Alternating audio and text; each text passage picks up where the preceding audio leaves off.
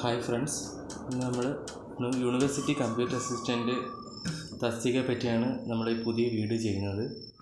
University computer assistant തസ്തികയെ പറ്റി പറയുകയാണെങ്കിൽ SSLCയും ടൈപ്പും യോഗ്യതയുള്ളൊരു ഉദ്യോഗാർത്ഥിക്ക് ലഭിക്കാവുന്ന ഏറ്റവും മികച്ച ജോലികളിൽ ഒന്ന് തന്നെയാണ് യൂണിവേഴ്സിറ്റി കമ്പ്യൂട്ടർ അസിസ്റ്റൻ്റ്.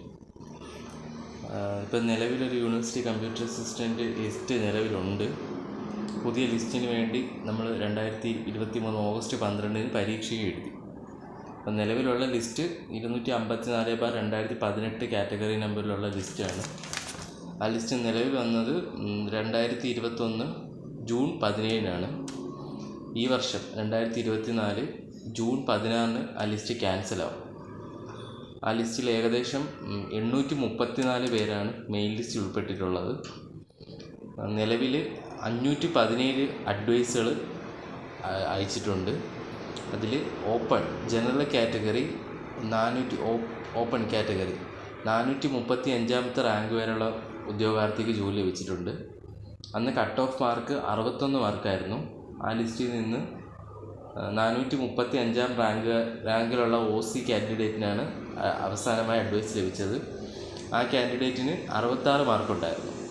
അപ്പം ആ ലിസ്റ്റിൽ നിന്ന് ഒരു 5 മാർക്കോളം കൂടുതൽ വാങ്ങിച്ച ഉദ്യോഗാർത്ഥിക്ക് ജോലി ലഭിച്ചിട്ടുണ്ട് ജനറൽ കാറ്റഗറിയിൽ. ആ ലിസ്റ്റ് ഈ വർഷം തന്നെ 6 മാസം 16 ജൂൺ 16 ലിസ്റ്റ് ക്യാൻസലാവും. ഇനി നിലവിൽ 8 വേക്കൻസി കൂടെ റിപ്പോർട്ടായിട്ടുണ്ട്. ഇനിയൊരു 5 മാസം അടുപ്പിച്ചുണ്ട് ലിസ്റ്റിന്. ഏകദേശം ഒരു 600 നിയമനത്തിനടുപ്പിച്ച്, ഏകദേശം മാക്സിമം ഒരു 600 നിയമനം അടുപ്പിച്ച് എന്തായാലും നടക്കും. അപ്പം ഈ 836 പേരുള്ള ലിസ്റ്റിൽ നിന്ന് ഏകദേശം 50% കൂടുതൽ ടോട്ടൽ അഡ്വൈസുകൾ നടന്നിട്ടുണ്ട്. ഇനിയിപ്പം 600 നമ്മൾ പ്രതീക്ഷിക്കുന്നത്. ഏകദേശം 600 അടുപ്പിച്ച് വേക്കൻസികളൂടെ റിപ്പോർട്ട് ചെയ്യിക്കും. ടോട്ടൽ അഡ്വൈസ് ഏകദേശം അത്രത്തോളം ആവും. അപ്പം യൂണിവേഴ്സിറ്റി കമ്പ്യൂട്ടർ അസിസ്റ്റൻ്റ് പരീക്ഷ കഴിഞ്ഞു. ഓഗസ്റ്റ് 12 പരീക്ഷ. 9 ചോദ്യങ്ങളാണ് ഡിലീഷൻ നടത്തിയത്. അത് PSCയുടെ ഭാഗത്തു നിന്നുള്ള എക്കാലത്തെയും ഒരു വളരെ മോശകരമായൊരു പ്രവണത തന്നെയായിരുന്നു. ഉത്തരമുള്ള പല ചോദ്യങ്ങൾക്കും ചോദ്യങ്ങൾ ക്യാൻസൽ ചെയ്തു. പിന്നെ പല ചോദ്യങ്ങൾക്കും ഉത്തരം തെറ്റായിട്ടാണ് PSC നൽകിയത്.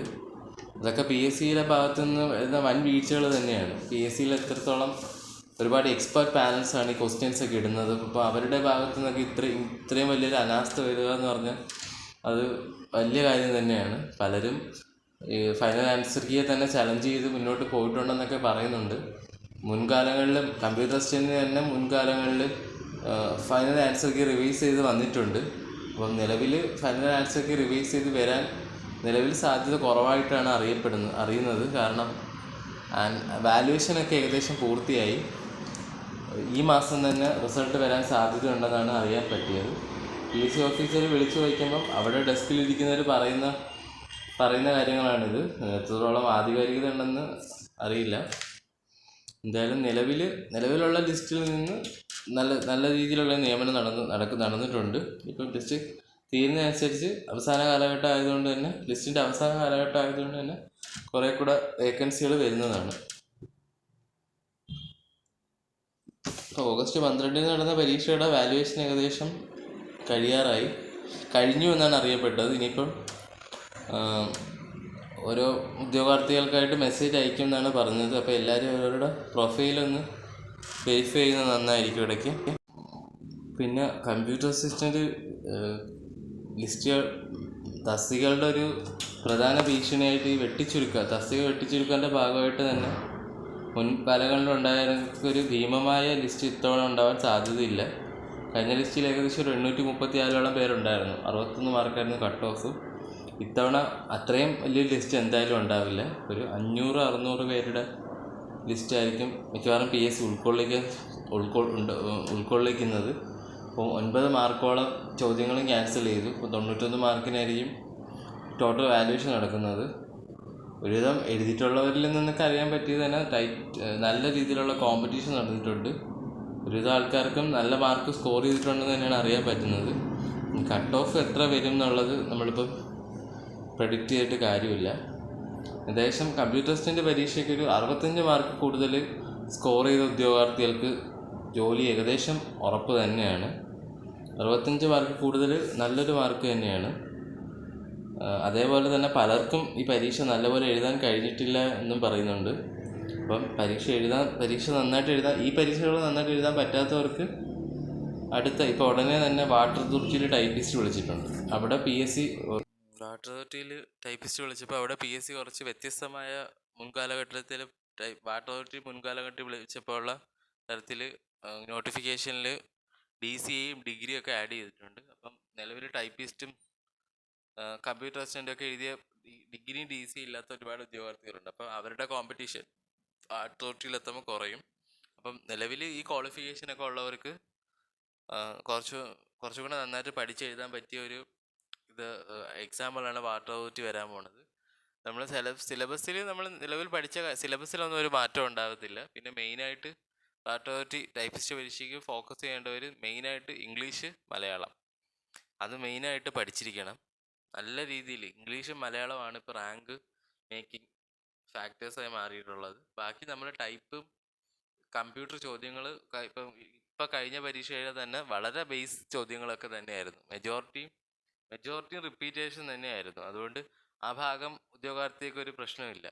ഇംഗ്ലീഷും മലയാളമാണ് നിങ്ങളെ ജോലിയും റാങ്കും നിർണ്ണയിക്കുന്നത്. കൂടാതെ തൊട്ട് പിറകെ തന്നെ ഇപ്പം ക്ലർക്ക് ടൈപ്പിസ്റ്റ് വിളിക്കും, വേരിയസ് ക്ലർക്ക് ടൈപ്പിസ്റ്റിൻ്റെ ഏറ്റവും വലിയൊരു പോരായ്മ എന്ന് വെച്ചാൽ വേക്കൻസികൾ ഇല്ല എന്നുള്ളത് തന്നെയാണ്. വളരെ വേക്കൻസികൾ കുറവാണ്.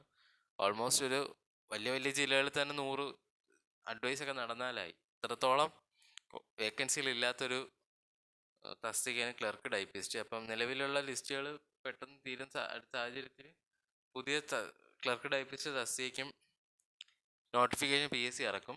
അപ്പോൾ നമ്മളിപ്പോൾ യൂണിവേഴ്സിറ്റി കമ്പ്യൂട്ടർ അസിസ്റ്റൻറ്റിനെ പറ്റിയാണ് നമ്മൾ പറഞ്ഞുകൊണ്ടിരുന്നത്.